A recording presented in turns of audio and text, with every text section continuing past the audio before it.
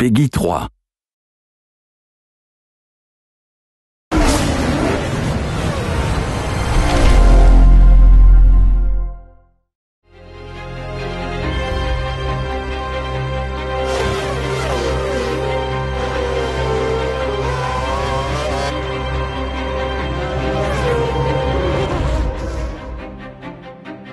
As people get more and more accustomed to Formula One, they want to notch it up. Every year we're learning something new, every year we're pushing to improve that experience.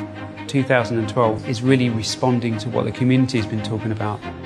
Some of the feedback we had suggested that people only picked up F1 and put it in their machines when they had a solid couple of hours to play. So we wanted to come up with some new game modes, some new challenges that people can put on when they haven't got quite so much time to spend.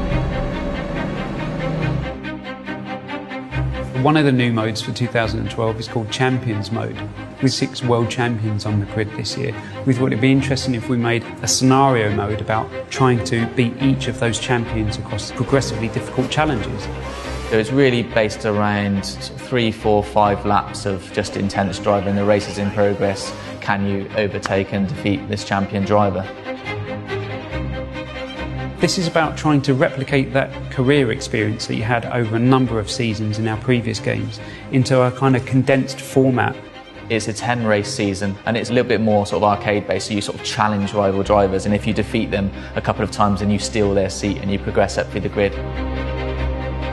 We spent a lot of time working on new modes, but we also wanted to inject some new ideas into the normal career mode. We've made more of the press clippings and more of the world around Formula One, so you're going to start to see more involvement from team bosses and engineers and key people within the teams themselves.